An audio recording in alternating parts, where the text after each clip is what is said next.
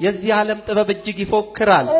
ሳይንስ ቴክኖሎጂው የኢኮኖሚ ጉልበት ባቅሙ ያቅራራል። የኢየሱስን ሥራ የመስቀሉን ሥራ ሞኝነት እያለ ብልጦኛለሁ ብሎ ዓለም ተታለለ። እስኪ እንፈትሸው የዓለምን ዕውቀት ድንፋታ ፉከራ። እግዚአብሔር ነው ሳይንስ ዓለምን የሚገዛ እውነቱ ይጣራ።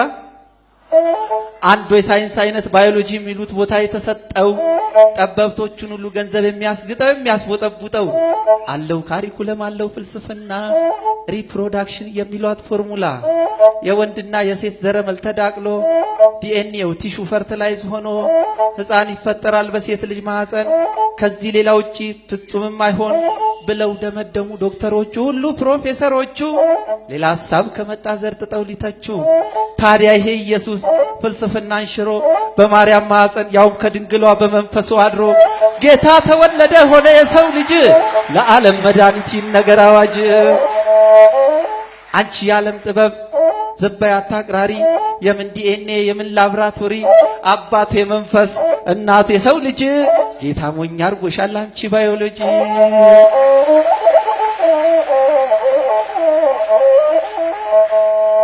ሌላው የዓለምን ዕውቀት የተቆጣጠረው ብዙ ስሌት ያለው ማቴማቲክስ ነው፣ ኢኮኖሚክስ ነው። ቁጥሮችና ብሮች ተደምረው ተቀንሰው ተባስተው ተካፍለው ቢሆኑ ቢፈጥሩ አክሲዮን፣ ኢንሹራንስ፣ አካውንቲንግ፣ አካውንታንት ይሄ ሁሉ ነገር ቢሆንም ኢምፖርታንት ደግሞ ይፈጠራል የኢኮኖሚ ግሽበት። አቤት ማስ የሚሉት ጣጣ የበዛበት ደቀ መዛሙርቱ ጥያቄ ያመጡለት ለጌታ ለኢየሱስ አረ ችግር አለ ኢኮኖሚ ቀውስ ያለን 2 ዓሣ 5 እንጀራ ነው የተከተለን ሕዝብ 5000 እኮ ነው ብለው ቢጠይቁ እነ ጴጥሮስ ጌታ በእነሱ ሐሳብ አላለውም ደስ። 2 እና 5 ሲደመር ስሌቱ ኢኳልቱ 7 ይሆናል ውጤቱ። ጌታን ያስፈራው ይሄ ካልኩሌሽን ታምር የተባለ ተአምር የሚያደርግ አሏ ድንግ ማሽን።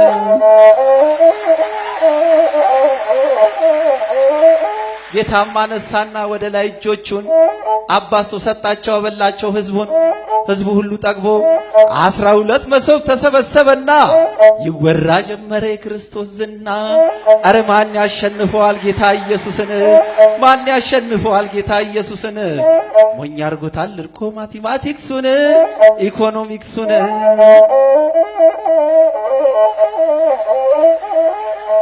አለ ሌላ ደግሞ ፊዚክስ የሚሉት የዓለም ጠቢባኖች በጣም የሚመኩበት እሱም እንደሌላው አለው ካልኩሌሽን ጽፈው ያስቀመጡት እና አነስታይን እና አሪስቶትል ኒውትሮን፣ ፕሮቶን፣ ማስ ኦቨር ዴንሲቲ፣ ሴንትሪፊጋል ፎርስ ኤንድ ግራቪቲ ተጽፈውልናል ያውም በኳሊቲ። ታዲያ ይሄ ኢየሱስ የዓለምን ጥበብ ሞኝ ሊያረግ ወዶ ጉልበቱን ገለጠ ባህር ላይ ተራምዶ። በዓለም ፍልስፍና በፊዚክሱ ቀመር የሰው ልጅ ባህር ላይ አይራመድም ነበር። አንቺ ዓለም ጥበብ ምን ትሆኚ እስቲ? ጌታ ፊት አይሰራም ማስ ኦቨር ዴንሲቲ። ጌታ ሞኝ አርጎሻል ወየው ፊዚክስ ወየ አንቺ ግራቪቲ።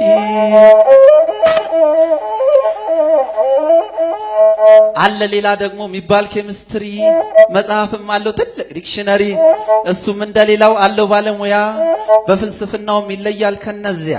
ፊልትሬሽን፣ ዲስቲሌሽን፣ ፈርመንቴሽን፣ ሪአክሽን ናቸው ቋንቋዎቹ ናቸው ፊደሎቹ። ኬሚስት ይባላሉ ባለሙያዎቹ። አሲዱን ከፈሳሽ ሰልፈሩን ከካርቦን ኦክሲጅኑን ከጋዝ እየደባለቁ እየደባለቁ እነዚህ ኬሚስቶች በጣም ተራቀቁ። የኢየሱስ ጥበብ ግን አቻ የሌለው የዓለምን ጥበብ ጉድ አደረገው። ቃና ዘገሊላ ተገኝቶ ሰርግ ቤት እድምተኛ ሆኖ ከተሰየመበት ወይን ጠጅ አለቀ። አሳዳሪዎቹ በጣም ተጨነቁ። መልአክ የማይጠፋው ከኢየሱስ ዘንድ ሄደው መፍትሄ ጠየቁ። ጌታም እንዲህ አለ፣ ደጅ ያሉትን ጋኖች በውሃ ሙሏቸው።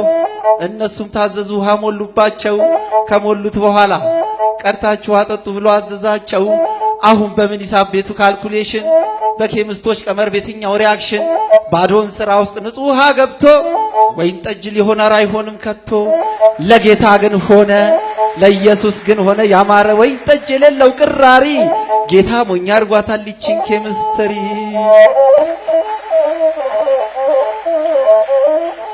አለ ሌላ ደግሞ እጅጉን አስፈሪ የረቀቀ ሳይንስ የሚባል ሚሊቴሪ ታንክና ሚሳይል ቢኤምና ሮኬት አስፈላጊ ናቸው ለሳይንሱ ስኬት።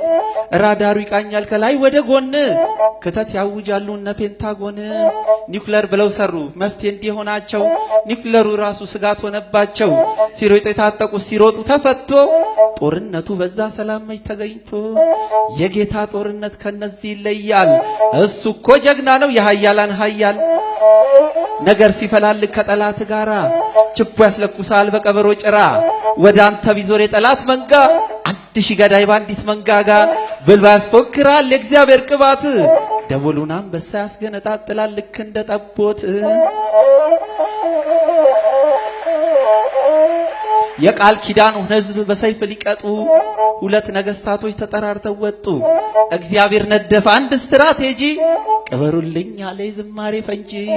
ቸር ነውና ምሕረቱ ለዘላለም ነውና ሲሉ ባሪያዎቹ ጌጠኛ ልብስ ለብሰው መዘምራኖቹ ዝማሬ ቢያሰሙ ወንዶቹ ሴቶቹ። ከላይ ከአርያም ቀጭን ትእዛዝ ወጣ ድብቅ ጦሩን ልኮ ጠላቶቹን ቀጣ።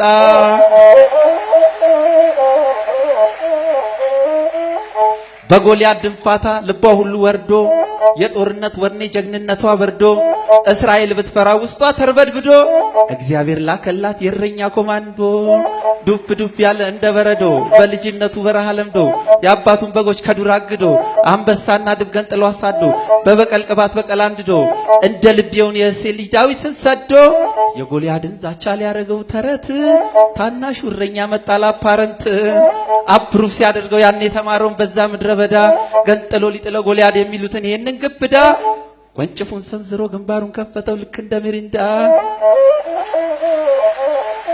ከ40 ቀንና ሌት አስፈሪ ፍጥጫ ሲገላግላቸው ከ40 ቀንና ሌት የጎልያድ ድንፋታ አረፉ ሲላቸው በስናይፐር ሳይሆን በአንዲት ትንሽ ጠጠር ጌም ኦቨር አላቸው። እግዚአብሔር ታላቅ ነው በምድር በሰማይ ገናና ሁሉን ቻይ ማረጉም ኤልሻዳይ።